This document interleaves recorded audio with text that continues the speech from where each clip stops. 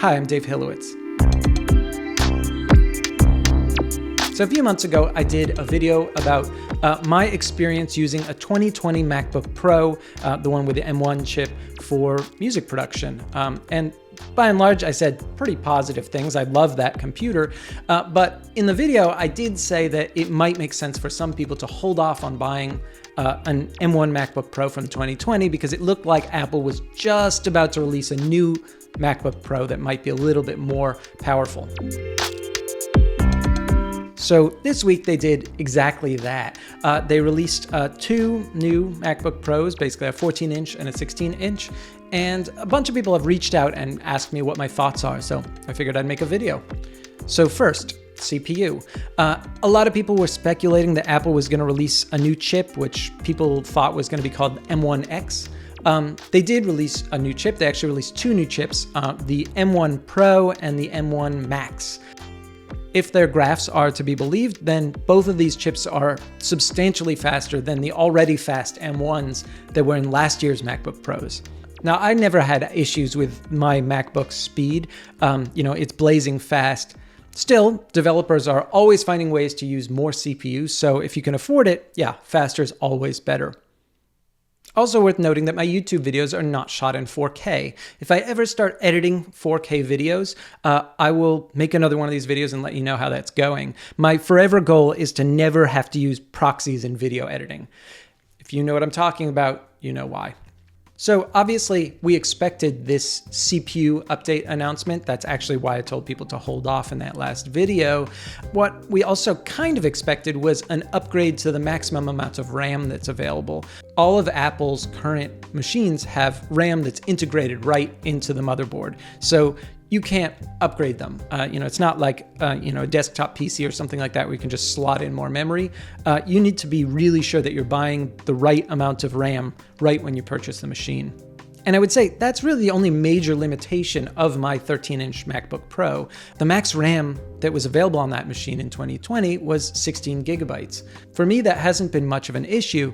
The machine seems to use RAM really, really well. And I don't do orchestral compositions with like a ton of instruments that all have to be loaded into RAM. If you are somebody who has one of those like fancy templates that has every single different kind of string articulation all loaded into RAM at the same time, you know who you are. You are going to need way more RAM. People who have big orchestral templates will want to opt for 64 gigabytes right off the bat. One weird thing about the current options is that your maximum amount of RAM is actually linked to the specific choice that you make about your CPU. So there are kind of two levels. There's M1 Pro, which is the much faster, and then there's M1 Max, which is the much, much faster. The M1 Pro, the maximum RAM is 32 gigabytes. The M1 Max, the max RAM is 64 gigabytes. So, another consideration when you're kind of speccing out your machine, and another thing that will cause the price to jump substantially. So that's it for the two expected announcements, CPU and RAM, and those are by far the most important. But there are actually a lot of other improvements that are worth mentioning. You'll see a lot of headlines about the return of ports. Here's why that's getting so much press. Here is my 2012 MacBook Pro. It has a MagSafe power port, an Ethernet port, a FireWire port, two USB-A ports, a headphone jack, and an SD card slot. And at various times, I've used every single one of these ports. In 2016, I replaced it with this, a 2016 MacBook Pro. The difference is striking. The baseline model only had two ports. Well, three, I guess, if you count the headphone jack. If you wanted to power your computer, kind of necessary, you had to use one of the ports for that. And if you wanted to attach an external monitor, you had to use the other port for that, leaving you no other third port to plug in a mouse. Of course, people were livid about that. I was one of them. And Apple's response was, well, yeah, you can just use one of these fancy USB hub docking things. Of course, in 2016, USB-C adoption was very, very poor, and there were 2 or 3 on the market. So yeah, it was rough going for a little while. And the comment that I saw again and again from Apple commentators and reviewers was that it was a reasonable choice for Apple to make to get rid of all those ports for regular users, but it was completely unreasonable to assume that pro users wouldn't want those extra ports. Last year's MacBook Pro, the one I featured in that last video, also has that same design, 2 ports. And I didn't even mention it in the video as one of the negatives because at this point Stockholm Syndrome has set in and I've basically just gotten used to working with the hub, and that's that. So here we are in 2021, and lo and behold, the ports are back. And yeah, I couldn't be more thrilled, to be honest. Both the 14 and 16-inch models have like a bunch of ports. They have 3 Thunderbolt ports, and you don't have to like waste them on powering the computer because it also has a MagSafe adapter and an HDMI port. So pretty nice. Another nice thing is both models also have SD card slots, which was really a great thing that the 2012 version had that, yeah, I haven't had in 2 computers at this point. But that's not it. There's actually another example of Apple reversing course. They got rid of the touch bar too. If you don't know what this is, it's basically this like little touch screen that replaced the F keys on the keyboard. I had the 2016 Intel MacBook Pro, and then I had the 2021, and the only difference between those 2 models in terms of the actual physical design is the 2021 had the touch bar.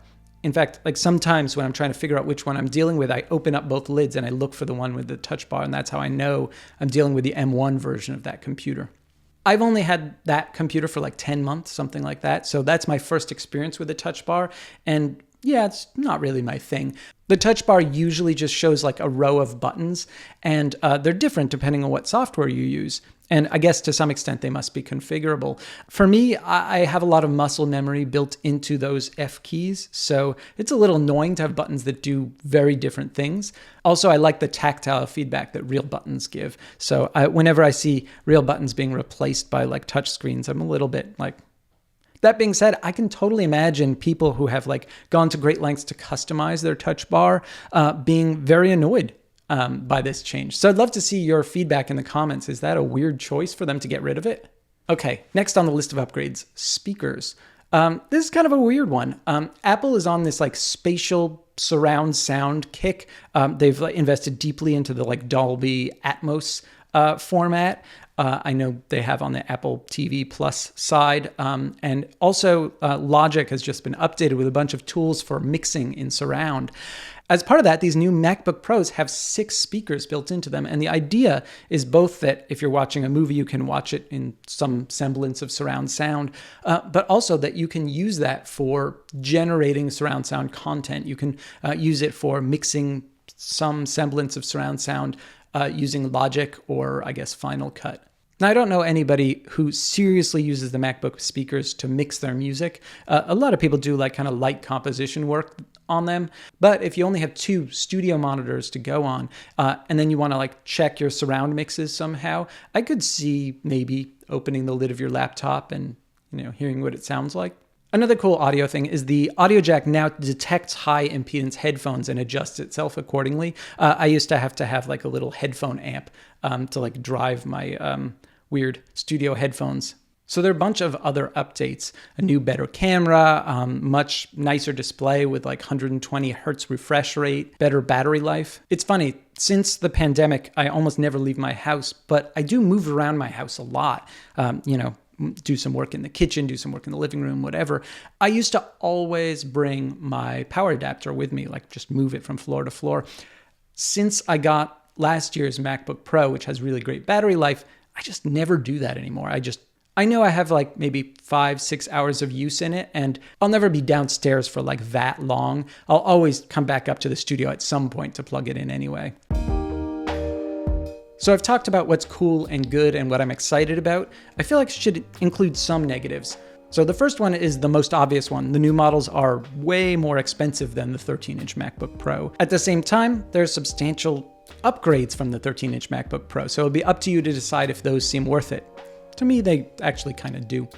The only actual negative that I can actually pinpoint is that the new 14-inch MacBook Pro is a little bit heavier than the 13-inch MacBook Pro. It's 3.5 pounds, whereas the one from 2020 is 3 pounds. Not a huge difference, but yeah, it's heavier. All in all, I think this is an amazing update to this product. People who didn't buy the 2020 M1 Mac and waited have been richly rewarded. if I were making the purchase now, there's absolutely no question that I would get the 14-inch MacBook Pro rather than the 13-inch one that I have, even though I love the 13-inch one. Okay, hope this video was helpful.